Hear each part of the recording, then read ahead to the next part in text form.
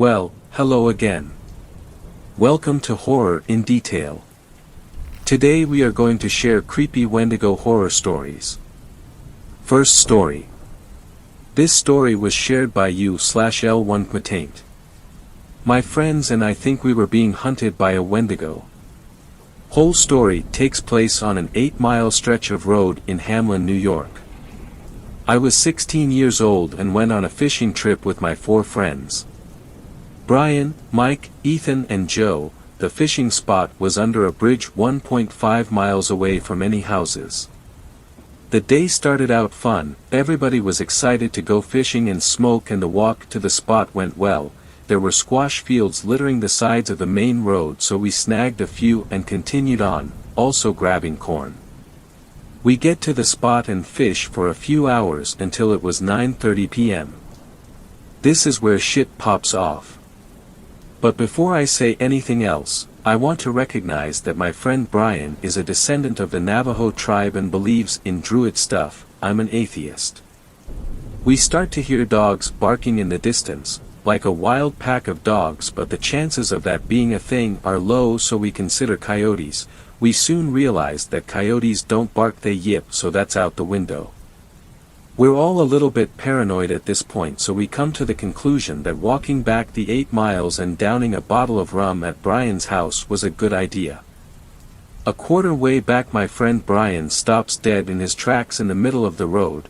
The expression on his face changed from concern to the look of fear. I walked up to him wondering what was up, and he grabbed me by the wrist and pointed my hand out into the fields, and all I could see looking back at me, it was a pair of eyes the size of footballs. Me and Brian agree silently to keep it between us two as to not freak everybody out and end up getting split up, so we just kind of pick up the pace so everybody is forced to follow at our speed. Halfway back to Brian's house we pass a white farmhouse with a cornfield across from it. Next thing I know, it feels like a plane buzzed by and there's about a 40-yard trail crashing through the corn. Oh, and all while this is happening we hear the fucking dogs following us. As we return at Brian's house and pull out the 12 gauge and a bottle of rum and sit on his porch, we are the same dogs from earlier start whining off in the distance like they were upset at us. I then proceeded to have night terrors while drunk at my buddy's house, lol. Second story. This story was shared by you/consistent_nail6810. In my house, just for one night. I had a ghost in the house one night. Just one night. At the time, I lived alone. Still do, still in the same house. I was 35 and had been living in my home for about 2 or 3 years, nothing out of the ordinary in those years. One night, I was reading in bed. It was an average-sized bedroom and my bed faced the door, which was open. I had no pets at the time and no reason to close the bedroom door. I read most nights before bed, so I was sitting up in bed, light on, reading. For some reason, I had the creepy feeling I was being watched. I couldn't get over it. I'd be studying the words, trying to immerse myself in the story, but I could not get over the feeling I was being watched. I kept looking up. I peered into the main area of the house, all dark, all lights out, nothing. No noise. No light. I locked the front and back doors just like I did every night. I live in Minneapolis, so this was not some remote, isolated town. I could not read my book. That feeling of being watched or stared at kept growing and growing. Ever watch TV with someone and they're just staring at you while you stare at the TV? You don't even need to turn to them because you can feel their eyes on you. Funny thing is, I didn't feel threatened, not exactly. I didn't like the sensation. It was completely creeping me out, but I didn't feel like I was going to be attacked. I tried shaking it off, but I couldn't read. So I turned off the light and tried to sleep, but that just made the sensation worse. The thing watching me never felt like it was in my bedroom, always just beyond the bedroom door in the darkness of the rest of the house. After a few minutes of this intense feeling, I knew I couldn't fall asleep. I realized I had to do what I had to do, make sure there was nobody in the house. What if this was some survival instinct and there was a person hiding in my home who I was ignoring? This was pre-cell phones, or I promise you, I would have texted a friend to come over right away. I could have called someone, I guess, but I did something more stupid. Got up. Turned on the lights in the dining room. Nobody there. Went back to bed laughing at myself for being ridiculous. Turned out the light. Immediately, the sensation was back and equally as strong. I was being watched. I tried to ignore it, I really did. Nope. Not gonna happen. Got up. Turned on the lights. I got my softball bat and I walked the entire house. I think this is the bravest/stupidest thing I've ever done in my entire life. I went into every room and turned on every light. I knew I wouldn't sleep if I didn't check every single closet, every person-sized cubbyhole. I went into the basement. I looked behind the basement stairs. I double-checked the front and back doors. Both were locked. All windows were secured. My upstairs wasn't finished at the time, under renovations, but I went up there and looked in every nook and cranny. Probably a full hour had passed since I started noticing the sensation, reading in bed. If someone were hiding in my house and meant me harm, I seriously doubt a chunky 35-year-old with an aluminum bat would have done much harm, so that was dumb of me. But I felt very confident I was alone in the house. This was my mind playing tricks on me. The house was empty. I was now 100% sure. I went back to my bedroom, all the lights in the house off except the bedside light. I was still rattled, freaked out that I thought walking the house was necessary in the first place. I mean, who does that? I laughed at myself for freaking out. I started reading for a while. Then, it was back. I was being watched. It was at this point I started to pay greater attention to the being watched feeling. Did I feel in danger? No. Did I feel an evil spirit? No, not exactly. I didn't like this feeling at all, not one bit. But I didn't feel like it was whispering, kill, kill, kill, under its hellbreath either. It also felt, and the hair is going up on my neck as I type this, intentional. It was a presence and it wanted me to know it was a presence. It wasn't trying to scare me, but it was trying to communicate its presence. I called out to the dark living room, I don't want you here. Please go away. Nothing changed. I yelled other phrases, like, I don't know what you want, and even, go into the light. I got that from the Poltergeist movie, the original one. This now strikes me as a dumb thing to yell, but I didn't know what else to do. I can't say I believed in ghosts, but I also can't say I didn't. I have had weird freaky things happen in life, but nothing like this. I was being watched. Okay, I said to myself, fine. No sleep tonight. I read my book to the best of my ability, knowing there was no one in the house with me. I woke up in the morning with the bedroom light on and the book on my chest. The last time I looked at the clock was around 4 a.m. In the morning, my eyes burned since I had barely slept and I felt hungover. Exhausted from tension. The feeling of being watched was also gone. I walked around the house and it felt like it did every day, just normal. I called in sick to work and slept until noon. Since I had the day off, that afternoon I did house projects. I was in the middle of cleaning out a filing cabinet, throwing out old papers and making room for new stuff when my phone rang. I was sitting on the floor, papers all around me. The woman said, "Is this Eddie?" I confirmed. I didn't recognize her voice. This was way before constant telemarketers calling. If this happened today, I would have just hung up rather than answering. She said, I'm a friend of Richard. I am very sorry to tell you that he died yesterday afternoon after a lingering illness. You were one of the friends he wanted notified. Richard and I had been friends in college. He had once expressed he had deep romantic feelings for me, but I did not return them. We stayed friends but eventually drifted apart, partially due to his clubbing lifestyle. He wanted flashy clothes and jewelry, and I wanted to garden and read books. No drama. Just some friends you don't keep up with. But he was a good man and we had several years of a really nice friendship. I hadn't been in touch since I moved to Minneapolis.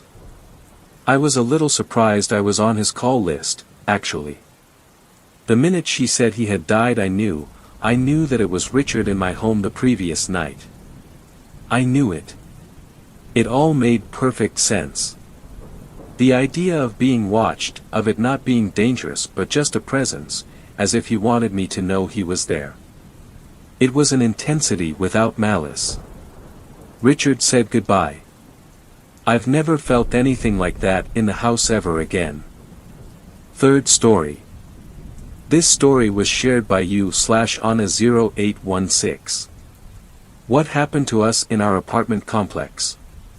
For a very long time now my family and I have wondered exactly what happened to us in our apartment we shared for roughly a year and a half.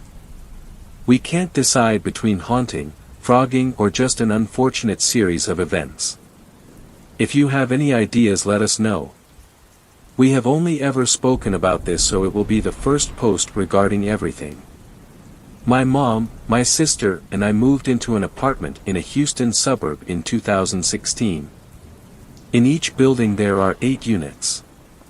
4 on bottom and 4 on top, they were sliced in half, think long ways they were 3 beds, so that on each side the entrance opened to the bottom 2 and top 2 apartments. We were in the top right apartment. The maintenance man lived on the same half as us, but he was the bottom unit on the left side, diagonal from ours. The following are 2 occurrences that happened while we were living at the apartment complex. I would love some ideas on something normal to explain all of this away. The banging. The first thing was just annoying really. We started to randomly hear a knocking sound. Even like a metronome. Sounded like someone was hitting a fist onto the wall at regular intervals. We took countless videos of this sound and were told many things. There is no one in the unit where you claim the sound is coming from. The maintenance man has not noted any noise. Without anyone coming forward or without more information there is nothing we can do. Fair enough honestly. It may be driving us insane figuring it out, but it was only noise at first, nothing crazy. Each time a tenant was in the next door apartment, did not share the door front but we shared a main wall in our units, the banging would stop. I think about 3 times the banging was very obviously coming from the master bedroom from the unit next to us. The units were mirrors of each other. My mom would wake to someone banging on that shared wall in the bedroom, loudly enough to wake my sister in the next room as well. She would get angry and bang on the wall back, but nothing seemed to work. The sound would continue regardless of what we did until it eventually just stopped. We were just told there was nothing to be done as the unit was empty. We have considered the neighbors getting freaky. It was too consistent and only happened when unit was empty. Dogs running. It didn't get louder and softer like a dog running down the hallway, also empty. Some kind of device that maybe moves on its own and gets caught hitting on something. If the unit was empty and this is what happened, then why did maintenance never hear if they are in the same building? It would have to be really loud if it didn't come from the shared wall. Something to note. There was a 30-day policy at the apartment. If you moved in you could break the lease within the first 30 days and there wasn't a penalty. Until we moved out, and even those people to our knowledge, not a single tenant made it past the 30 days. We were always very curious as to why we always had new neighbors. The attic. As I mentioned before, the 4 top units have an attic space. The entrance is in the master bedroom closet. It does not have a pull-down string and staircase. The setup was a little different. When you open the door to the closet, directly in front of you, like 3 feet deep, is a built-in shelf that doubles as a makeshift staircase to the attic, more like crawlspace. You can use the shelf as steps, and then there are shelves on each side of the closet, above the hanging bar, that you could use to steady yourself as you went up. That attic entrance was a square hole in the ceiling with a larger square board placed over it to cover the hole. To get in, you simply push the board up and move it over. On the outside of the master bedroom closet, the landlord had the trim and the door itself repainted white. Landlord special, you all know it. It was done poorly, and you could very easily see the old outlines/screw holes where on 3 different occasions, or 3 at one time, whatever you think is more plausible, a padlock was installed on the closet door. We're talking a square indention on the door frame with 4 screw holes in it, and a matching square indention and holes a couple inches over on the door too. I would love to know what could be kept in or out of that closet with those locks. Our guess is keeping something or someone from coming down from that crawl space. The best part? All 4 attic spaces are connected. This was confirmed by the front office that you can crawl up through the closet of one unit and down through any of the 4 top units in that building. No, we have no idea how this was legal or allowed. One night my sister and mom were up talking in the living room at roughly 3 a.m. in the morning. They both wait tables and work nights, so this is the equivalent of roughly 11 p.m. for them. We had been having weird occurrences, but when they heard footsteps overhead, it was one of the final things that really made us leave. Who could possibly be walking around in the attic space at 3 a.m.? I can go on and on about weird stuff with the attic and the apartment. If I get any traction, maybe I'll keep going. This is the tip of the iceberg, honestly, with crazy shit that happened there. 4th story. This story was shared by you/Sleepless from Sundown. I'm a park ranger. I found a strange well in the forest. When the 3rd call came in, we knew we had a problem. They all described the same thing, a man in a black jacket following them at a distance as they hiked through the forest. The man didn't say anything. He had a hood pulled tight over his head. No one saw his face. All 3 sightings occurred up over the ridge to the west of the station. Someone had to go and take a look. Jim and I played a lightning game of rock, paper, scissors. It's like the man can read my mind. I clipped a radio to my belt and jumped in the truck. Hikers often report seeing something strange out in the forest. The dark spaces between the trees play tricks on the mind. That and the isolation. But 3 sightings within a week describing the exact same thing ruled out a simple case of imagination in overdrive. Someone was out there, the question was who and why. I rambled up the slope as far as the truck would take me and then jumped out. I still had to negotiate the worst part of the ridge. The slope gets steep in parts and is hell on your legs.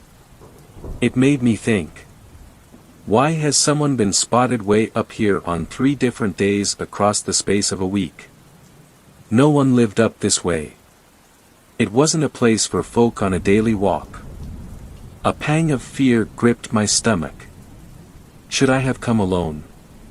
I crested the slope and reached for my radio, and then I saw him. A silhouette mingling with the shadows between the thin trunks of birch. He was the length of a football field from me. Black jacket and a hood. He half turned in my direction and took a step forwards. In a strange way it gave me comfort. If there were any nefarious reason for him to be out here, I'd have expected him to retreat into the woods. Even at this distance he couldn't fail to recognize my ranger uniform. As I came within a distance where I could call to him without yelling, I raised a hand in greeting. I strained to see his face, but a deep and dark shadow obscured his features. I opened my mouth to say hello, but before any sound came out, he turned and strode into the forest. I called after him, but he continued to thread his way through the trees. I skipped a few paces to bridge the gap between us. Within touching distance, I reached out and a strange sensation flowed through my fingertips. It felt like a controlled release of electricity, not painful, almost like a severe case of pins and needles. Before I could retract my hand, a brilliant light flooded my vision. I shut my eyes and covered them with my hands. Somehow the light shone through. I cried out and stopped dead in my tracks. And then the light was gone. I opened my eyes. I stood in a clearing. The sun streamed down through the gap in the trees. At the center of the clearing stood an old stone well, the walls extending up to about waist height above the ground. I had seen structures like this around town, relics of frontier times. That a well would be out here in the middle of the forest, far from any settlement past or present, was baffling. The man in black stood behind the well and motioned me toward it. I approached the well, adrenaline sending my heart into a frenzy. Why had he led me out here? The sun warmed my shoulders from above. Despite the bright sunshine, the man's face remained shrouded in shadow. He pointed to the well. I stopped a few paces short. Something about this wasn't right. Everything about this wasn't right. Did he mean to throw me down? A voice sounded in my head. It did not come via my ears but seemed to somehow feed directly into my brain. You must look. I watched the man suspiciously and inched closer to the well. The mortar between the stones crumbled and moss stained the outside face green. This well was old. I saw something strange on the inside face. Writing. Something carved into the stone. It read, "Truth lies at the bottom of a well." What truth? I peered down. The shaft was deeper than I expected. Black shadows shrouded the walls at the base. All was dark except a sliver of light reflecting off the water sitting at the bottom. The reflection shimmered as if tiny waves swept over the water. I lowered my head and squinted. An image appeared in the bottom like a movie projected onto a screen. The image sharpened and came into focus. The forest at night under a full moon. Mist mingled with the trees. I felt the cold. I did not imagine it, but felt it. My skin prickled and I shivered. A road snaked up through the forest. I recognized it. It is a few minutes north of the ranger station. A figure walked beside the road. He wore a black jacket, the hood pulled up over his head. It was the same man who led me out here. A set of headlights flickered through the trees and then came into focus. The man in black stuck out a thumb. The images cut to the inside of the car. For a moment a bottle of whiskey obscured the identity of the driver. When the bottle lowered it was Jim who appeared. Music blared from the radio. The revs on the dial pushed into the red. I turned away from the movie playing at the bottom of the well. This was madness. The man in black, the hitchhiker, pulled back his hood. His face was youthful and innocent, but there was something wrong. His skin wrinkled and pulled away from his eyes, revealing a ring of red around the perimeter. 2 black holes were where his nose should be. Blood poured from his mouth and a few teeth were missing. The temple on the right side was caved in. I took a step back and cried out. I almost turned to run, but the hitchhiker held up his palms. He pointed down the well. I hesitated. The words repeated in my brain. You must look. My legs were jelly. My mind was torn. Part of me wanted to run and get as far away as possible, and the other part wanted to see what was down at the bottom of that well. I stepped forwards and looked down. The projection at the bottom of the well resumed. The bottle of whiskey slipped from Jim's grasp. One hand pulled and pushed the steering wheel as the other fumbled at his feet for the bottle. The truck drifted and then overcorrected. The man in black, stood by the side of the road with his thumb outstretched, had no chance. The truck skidded to a stop. Jim breathed rapidly from behind the wheel. He searched the rear vision mirror and found a black lump at the side of the road. He turned to confirm what the mirror told him. He put the truck in gear and drove. He rounded the next bend and stopped. The road was quiet. He killed the headlights and reversed. Under the pale light of the moon, Jim dragged the hitchhiker off the side of the road and into the forest. He came to a gully and tumbled down the bank. Jim scrambled back up the slope and pulled the hitchhiker down. Jim paused for a moment at the bottom, watching the face of the hitchhiker, before setting to work covering the body with branches and leaves. The moon grew and brightened until the light forced me to close my eyes. When I opened them, I was back in the forest. The clearing and the well and the man in the black jacket were gone. I walked back to my truck. I sat there for 15 minutes before starting the engine and driving back. I searched the parking lot for Jim's truck. It wasn't there. Jim narrowed his eyes when he saw me. I didn't blame him. I was white as a sheet and knew it. He asked me what I saw, and I told him nothing. I stammered a question about his truck. He paused and licked his lips and told me it was in the shop. I told 2 lies the following morning. The first was to our boss. I told him we'd had another call about a man in a black jacket and that Jim and I would take a look. The second was to Jim. I told him we had a report of a tree down on a walking trail and we had to go clear it up. We got in the truck. I took the road I saw in the vision at the bottom of the well. I knew the curve. When you take a road every day you get to know it almost to a point you could drive it with your eyes closed.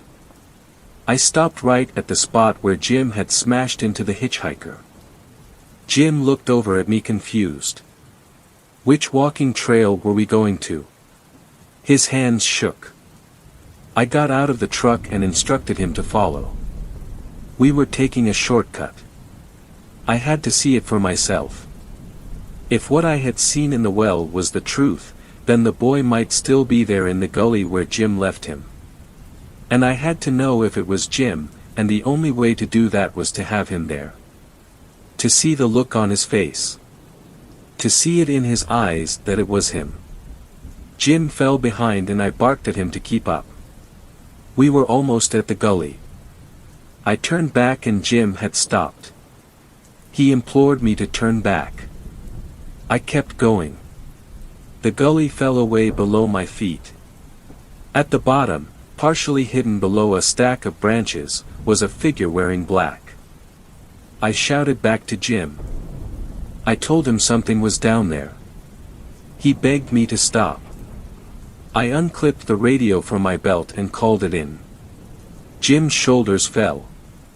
He ran a hand through his hair. He searched the slivers of sky visible through the trees for answers.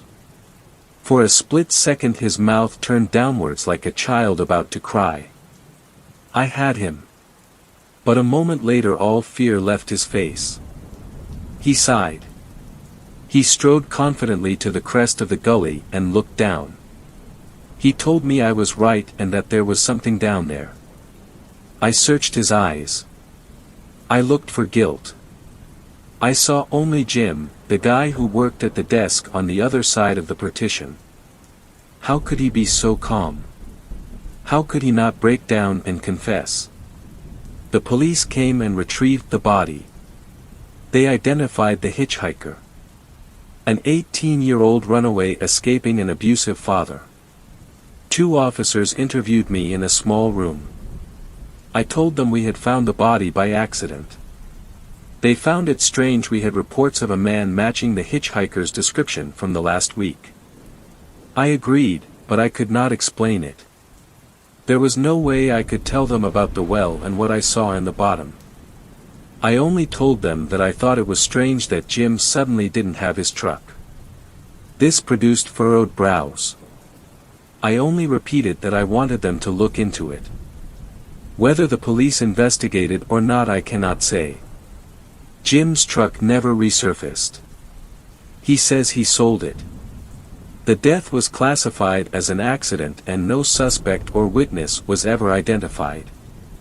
I know the truth and so does Jim. But I can't prove it. I still sit at the desk on the other side of the partition. If it plays on Jim's mind, he never gives anything away. One night I left a note in his letterbox that said, "I know it was you." He has never mentioned it. I see the hitchhiker in my dreams. The headlights from Jim's car lighting his face in the last moments of his life. There is nothing I can do for him. Sometimes, I go out to the forest and search for the well. I have not seen it since. Sometimes the truth lies just out of reach, and sometimes it seems so far away it could be down at the bottom of a well. Fifth story. This story was shared by you/embarrassed_disc 5811. My father told me to never whistle while hunting. Today I found out why. I am a 27-year-old man, Dustin, and I've been living in northern Canada my whole life. With this, it means I have been hunting many times throughout my years. I've been hunting since I was able to walk. Sure, it gets repetitive, but there's something about it I've always enjoyed. It may be the thrill of finding an animal I've hunted myself or just the thought of me being able to get out of the city and have some time to myself, but whatever it is, it keeps bringing me back to the sport. I have a girlfriend who I've been with for the past 5 years who's never really enjoyed the thought of me killing innocent animals, but she never held it against me as her father was a hunter himself. One thing she does dislike is when I go out on my own, as she fears for my safety as there are many bears around my land. Although she feels nervous about it, I always assure her I will be okay and she does not need to worry about me. It was the same tonight. As I got ready to start my drive to the country, my girlfriend had asked me to be safe and to go drop a gift off at my father's house for his birthday. We had not been able to attend. This was not a problem for me as he had lived on the edge of town towards where I would be going. I had told my girlfriend I loved her and then made my way to drop the gift off. Once I'd made it to my dad's house, I had given him his gift and began to talk with him for a little bit. During our conversation, I had brought up that I was going hunting, which had instantly made my dad's expression change. As he looked at me, he said, "Do you remember the rule?" I replied with some anger, "Yes, I know to never whistle while hunting." My father apologized for telling me all the time and said he just wanted to keep me safe. I had asked him many times why I couldn't whistle, but he always said to listen to him and not ask questions, which made me stay quiet this time. He wished me luck and I went on my way, beginning the drive through the countryside. As I was driving the way, my dad's face changed when I told him I would be hunting. Stuck in the back of my mind with an uneasy feeling, I thought nothing of it once I had arrived at the approach into my field. As I got out of the truck, I saw down the road in the ditch there had been a truck seemingly left abandoned. This was odd to me, as there is no civilization close to here for someone to leave their truck. I brushed it off as someone just driving off the road while texting or not paying attention. As I made my way through my field, it felt unnaturally quiet. Usually a bird was chirping or the rustling of the trees blowing with the wind, but today there was nothing but complete silence. As I reached my hunting blind on the other side of the field, I had sat down and began to wait. While waiting, I decided to text my girlfriend that I had made it safe and that I had dropped off the gift. Looking down at my phone, I saw I had no service. Weird, I thought to myself. I had at least one bar here all the time, which was just enough to get a message through. As I was looking at my phone, I looked up and realized a deer was making its way towards my bait. I had gotten ready with my rifle as the deer approached. Once it had stopped moving, I took the chance to shoot and hit it perfectly, dropping it right where it had been standing. In celebration, I stood up and ran over to see my kill and put the tags on. After that was finished, I made my way back over to the truck. As I was walking, the darkness approached and the silence of my surroundings made me feel uneasy. I had decided to ignore my dad's silly rule and started whistling, as I didn't have to worry about scaring anything away anymore. I continued humming until I hopped into the truck driving back to where I had shot the animal. Once I reached the spot, I couldn't see it anywhere. This worried me, as I thought the deer had not been dead and it had escaped. I was proved right when I saw a trail of blood leading into an unseen part of my field. As I drove around the trees into this little unseen part, my heart sank. In front of me was my deer, but wrapped around it was a large mouth with teeth so sharp they could bite the thing in half. I looked in horror as this thing, which had to have been at least 10 feet tall, ate my deer and then stared directly at my truck. This was my sign to get the fuck out of there, and with that I slammed my truck into drive and whipped it around to drive out of there. I didn't want to look back in fear of what I was going to see.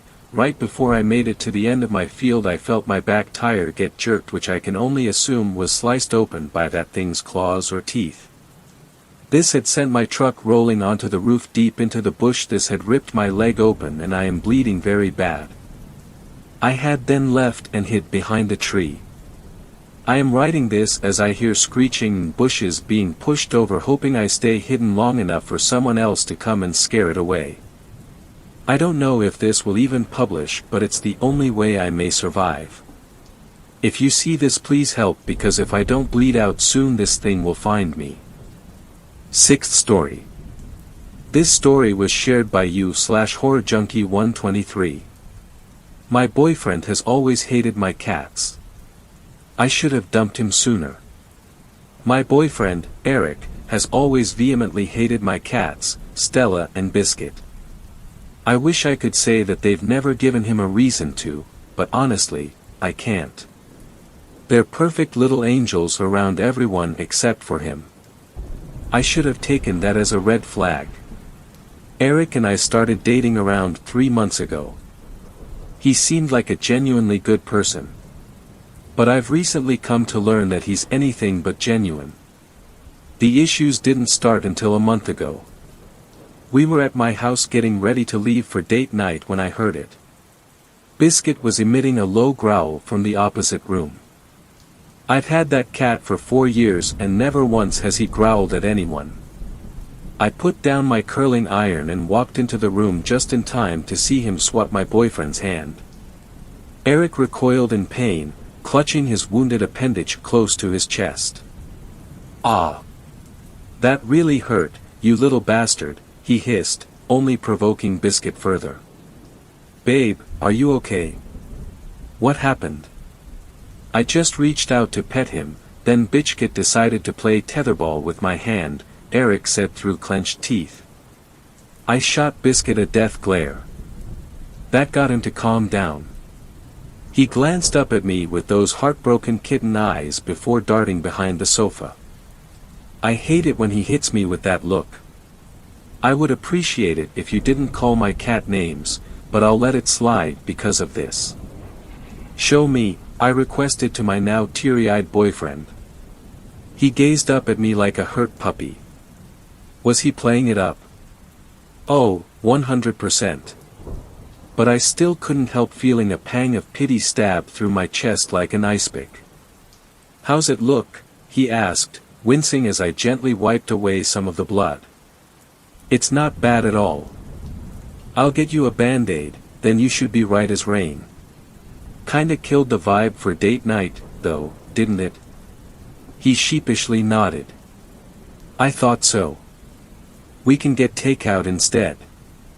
"My treat," I said as I rummaged through my medicine cabinet.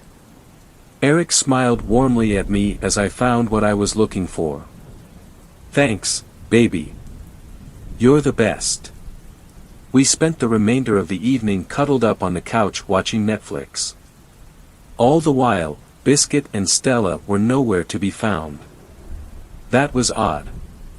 Usually, at least one of them would be curled up beside me. Other than that, nothing was out of the ordinary for the rest of the night. but I still couldn't help feeling uneasy. With how hectic my schedule had been, I didn't get a chance to spend time with Eric for another week afterward.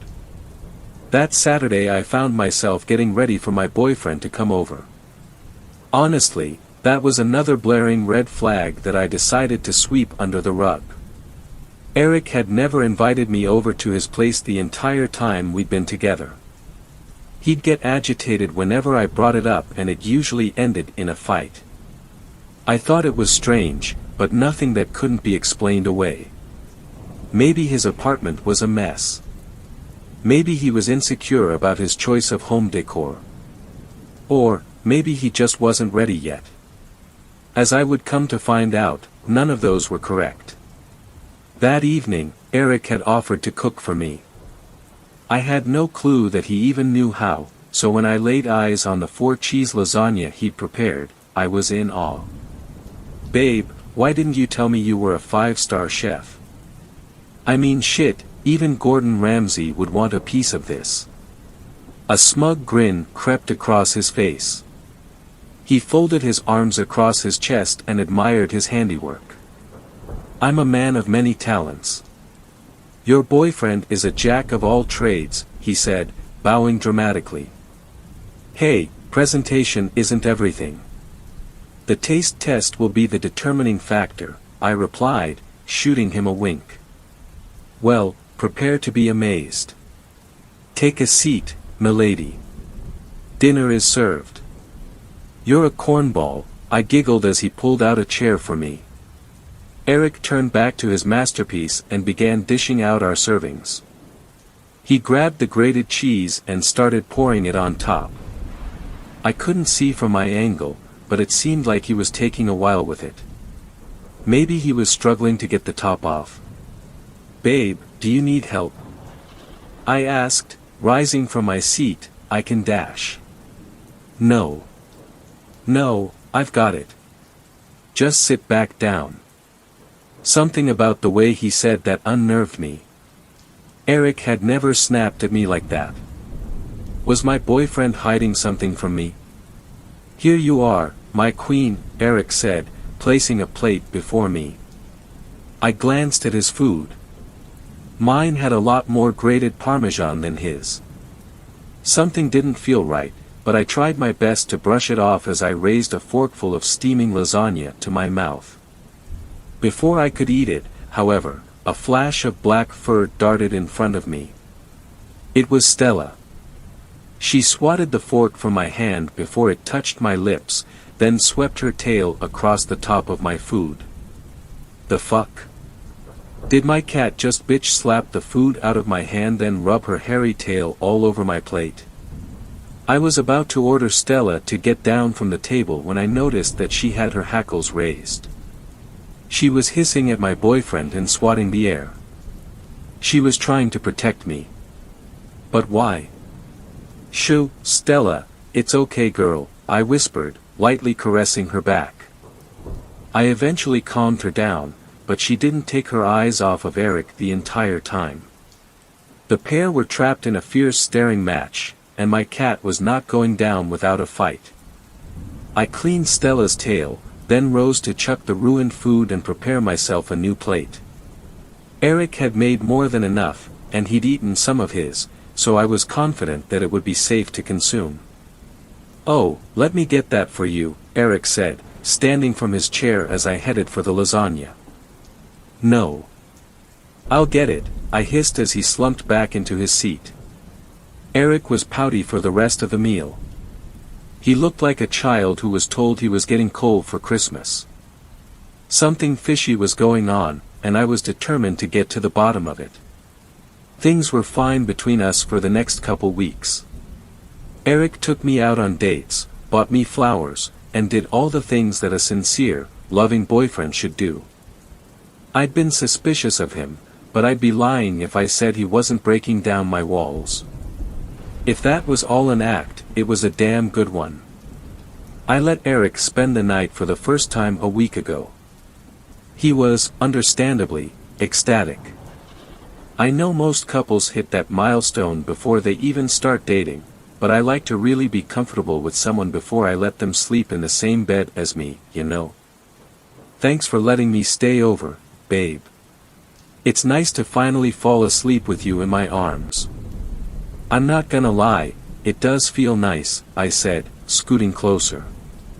Eric's eyes were getting heavy. He yawned, then whispered in his sleepy voice that I had come to adore, I love you, Lindsay. My cheeks burned red as a fire engine. He'd never said that to me before. As the shock wore off, I began to realize that I felt the same way. I love you too, Eric, I murmured as we both shut our eyes and drifted off to sleep. I awoke to a shriek in the middle of the night. Eric was sitting upright and I felt something heavy drop onto the blanket over my abdomen. As my eyes adjusted to the darkness, I quickly realized what it was, a steak knife. Eric was wrestling with a beige ball of fur. I didn't waste any time. I snatched up the knife, threw off the covers, and leapt from bed. With teary eyes, I pointed the weapon at Eric, who was desperately trying to free his arm from Biscuit's death grip. Biscuit, see, come here, I muttered, my voice trembling. He instantly released Eric once he heard my voice. Biscuit scampered over to me, out of Eric's reach. Get out. Get the fuck out. I shouted, tears streaming down my cheeks. My now ex-boyfriend looked like he was about to cry. That infuriated me. He wasn't allowed to cry. Not after what he was going to do. Baby, please, I can explain. No. There's nothing to say. You were either going to stab me or my cats, and whichever it was, that is unacceptable. Get out of my house. Eric opened his mouth, trying to find the right words, but none came. His head hung low as he reluctantly gathered his things. It was taking all of my mental fortitude to hold it together. Once Eric was fully dressed, he shuffled away. He paused as he reached the front door and turned to face me. Are you sure that there's nothing I can say to change your mind? The knife shook in my grasp. You're sick. I don't ever want to see your face again. He didn't respond. He simply walked out into the night, leaving me a trembling mess in my living room. Something inside of me broke. I curled into a ball on my doormat as the shock hit me like a freight train. The man I loved had turned out to be a complete psychopath. How could I be so stupid? I sobbed for what felt like hours. Only when I had no tears left to cry did I realize what I needed to do. I called the police. The cops in my town are decent people. My cousin was on the force, so I knew they wouldn't blow me off.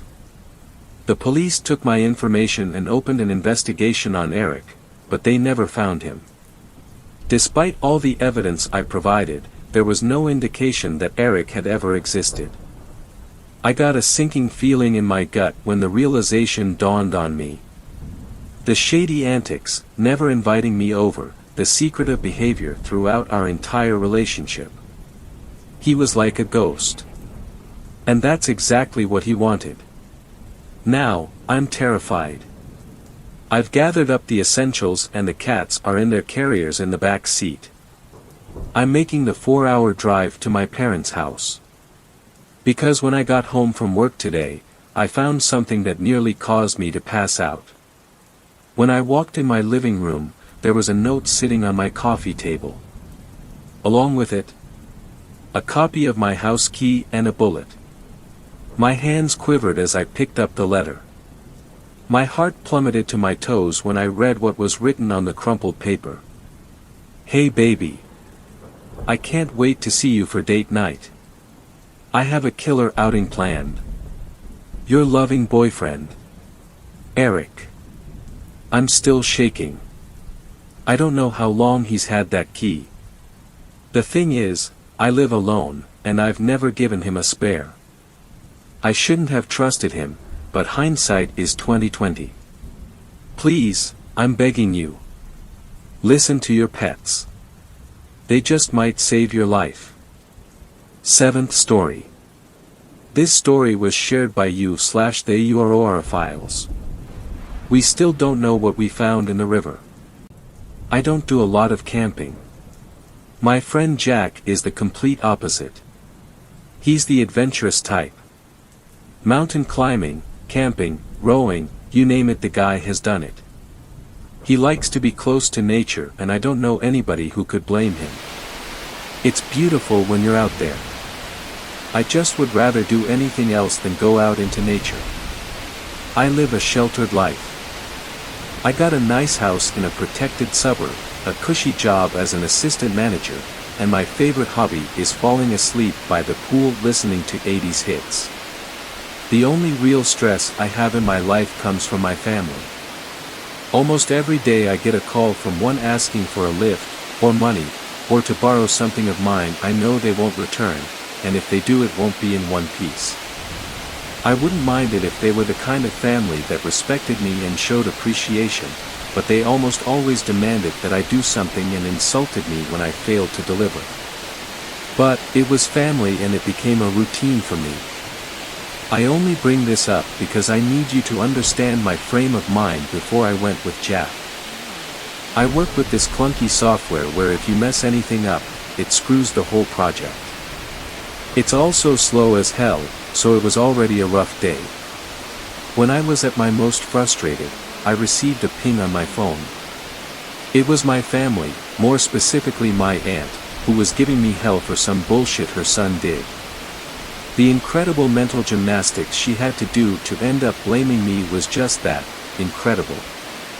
By the end of the day, I was toasted. My brain was this swirling gray mass of mushroom soup. I was driving home thinking about how I had to go through it again the next day when the Bluetooth car phone started ringing. Jack was calling. "Hey, man," I sighed over the phone. "I just got secondhand depression from that sigh," Jack told me. "What the hell happened?" I went on a little rant. I kept it brief because I didn't want to bore him with my problems. The summary was enough anyway. "You know what you need, a vacation," Jack said. "The weekend is almost here. I will chill out then. I mean a real vacation. An escape from an asshole family and work you've hated since day one. You're not going to get any less stressed by staring at a TV or wandering through the same concrete neighborhoods. Your pep makes me want to hug the corner of that building with my car. I'm serious. You've got vacation days, use them after times like this. Escape, man. I know just the place." And 5 minutes later, Jack convinced me to go camping with him.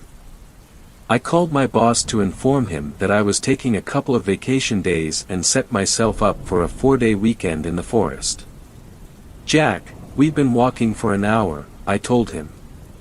"How much longer do we have to carry a tent and a small kitchen before we get there?" "It would go a lot faster if you didn't count every minute," he said over his shoulder. He brushed his long brown hair out of his face. I was glad to see that he was sweating as well. The guy may have been fit, but he was still human. He must have seen my smile or heard my soft chuckle because he looked at me.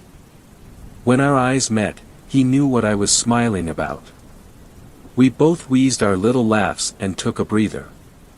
The spot he was talking about didn't seem so special. There were a lot of trees and dead orange leaves, but very few bushes and low-hanging branches.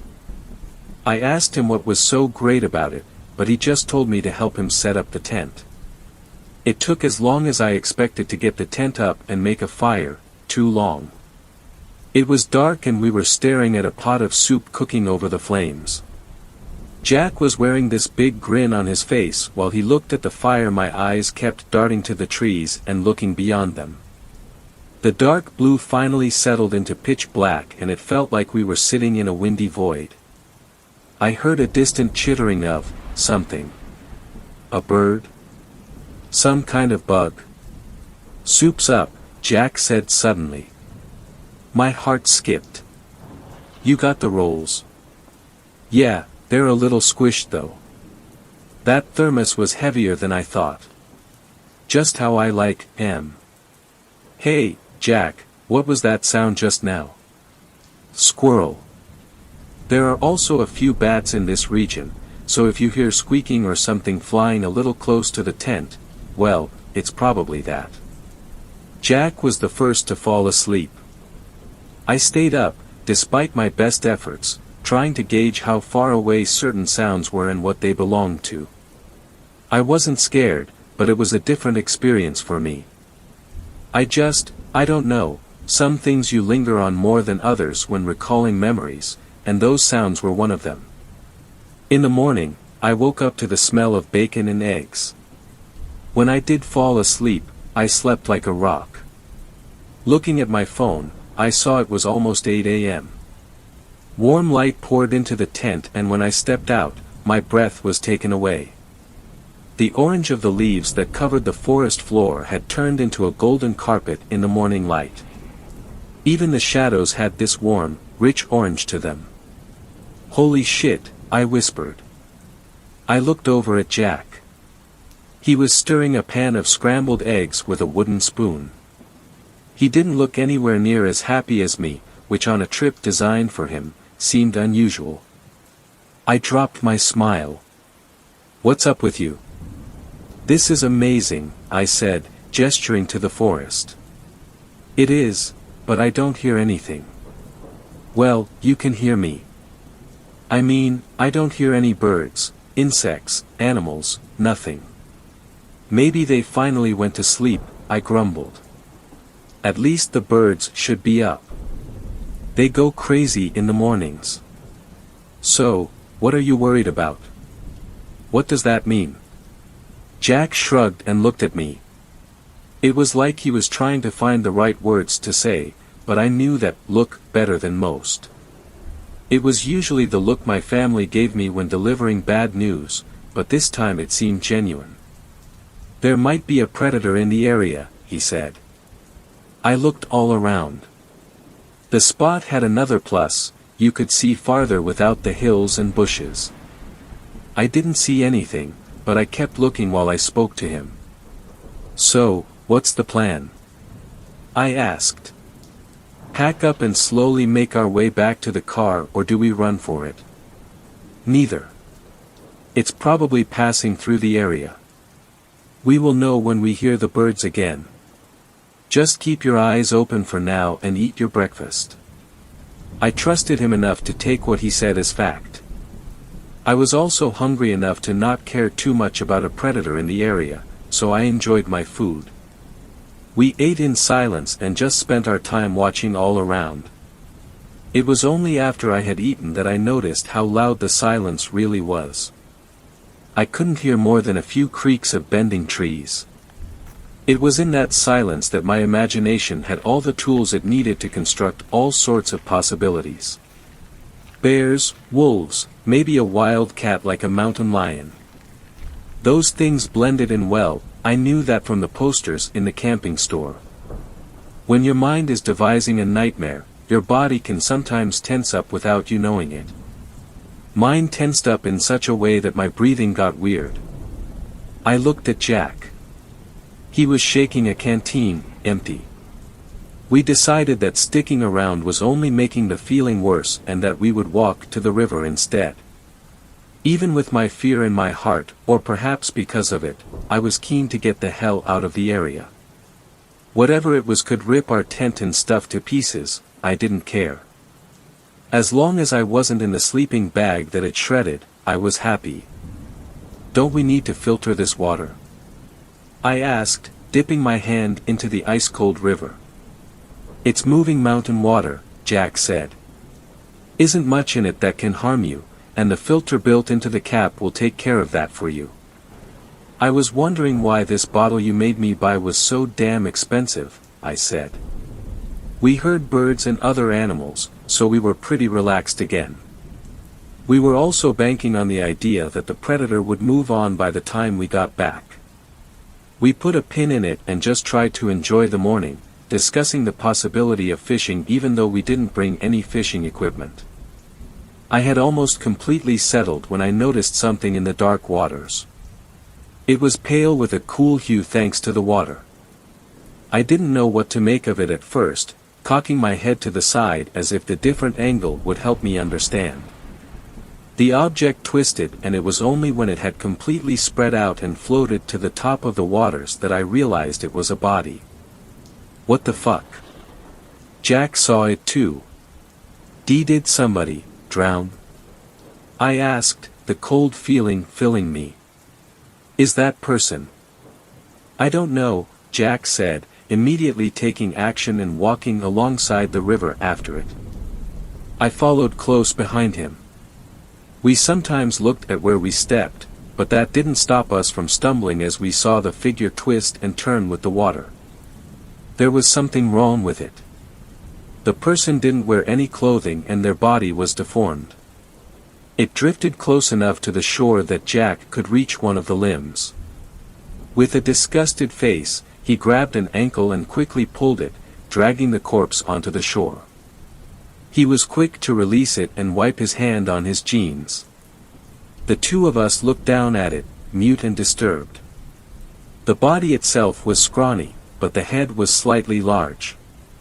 The fingers appeared normal at first, but the way they curled in on each other it was like it had far too many joints. As for the head itself, the eyes were 2 dots, the mouth no more than a slit. Not a single hair on its head either, making the flesh seem even more puffy. Jack, we need to call somebody, I told him. This guy has been in the water a long time. His flesh is waterlogged. Like, just his head. No, this guy isn't, I mean look at his. What?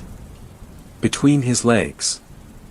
I couldn't see what he was talking about, but when I moved over to where he was standing, I saw something that definitely wasn't on any anatomy poster I saw in a doctor's office. I don't know how to describe, and quite frankly, I don't want to. I studied the face again and tried to comprehend how its nose could be so sunken, or the eyes so small, but when I decided that's just how it looked I realized what Jack realized. It wasn't human. The inky dots that were its eyes seemed fixed on the sky, its small mouth agape and unmoving. It looked sad, and we looked like a pair of fish staring at it. I don't know how many minutes of silence passed before we realized it was just that quiet. There weren't any birds or insects. By the time it finally registered, our thoughts were interrupted by the crunch of leaves under a large foot. Turning around, we saw a large brown bear lumbering from the tree lean towards the river. I don't think I ever realized how large bears could get. I guess I could only ever compare it to the mooses I saw in the Brother Bear movie, but I've never seen a moose either. It was huge. It had more muscle in one of its limbs than I had in my entire body. A walking, clawed tank. And it was looking right at us. Okay, easy now, Jack said, speaking half to the bear and half to me. Don't look it in the eyes. Do exactly as I say and we will be fine, okay? I nodded, then realized he couldn't see me nod, so I squeaked a yes. One paw was all it would take to crush me. Could I outrun a bear? Research after the encounter told me no, but it was definitely on my mind. Back away slowly, don't turn your back on it, Jack said in a calming tone. Say something, man. Talk to it calmly. I don't want to speak to it, I said, trying to match his tone. I'm barely keeping it together. Just keep backing away, you're doing fine. Stand tall, don't shrivel up now. We're in hot water, not cold. Fuck, man. We had backed up a significant distance. The bear itself had slowed down a lot. I tried to keep from looking at it directly, but whenever it looked away, I couldn't help myself. Bears have almost human-like lips. It had them pursed as if sighing, looking up towards the trees across the river. It didn't see us as a threat, and this thought was helping. I fed into it, whispering little things like, "It's going to be okay," and "Nothing to it, you're doing great." "Yes, you are, man," Jack said. "Now, let's just hang around here for a moment. See if it will leave us alone before we head back to camp." It wasn't something I wanted to do, but Jack took up a spot beside a tree and waited. I did the same, and we continued to watch the bear as it walked over to the pale corpse we found. It sniffed at it like a dog, and with bated breath, we watched as the inevitable happened. The bear leaned down and bit into the side of the creature. We saw the teeth dig into the skin, we saw inky blood. It was horrific, but it got so much worse when the creature started to yell and writhe in the bear's maw. It had this broken yell, much like a chirrup or buzzing insect. Its legs kicked out, and its hands flailed, but the bear didn't stop. It placed its paw on the creature's head, pinning it to the ground, and pulled. The flesh snapped like rubber when it was torn apart. The head was completely removed, the scream had ceased, yet the body continued to squirm. It clutched the bear's head, trying to pull open the jaw, but the bear continued. I felt sick to my stomach. Even when torn to pieces, parts of the creature still lived and acted as if they were still a part of one whole. The head itself was half pressed into the ground, the dark eyes unable to look anywhere except in our direction. The tiny mouth was moving, still screaming, but without anything to fuel it. "Let's get the fuck out of here," I said to Jack. Without a word, I turned around and left. Jack followed after. We made our way right back to camp, packed up, and began the walk back to the car. We encountered nothing more. No more bears or pale, human-like, things.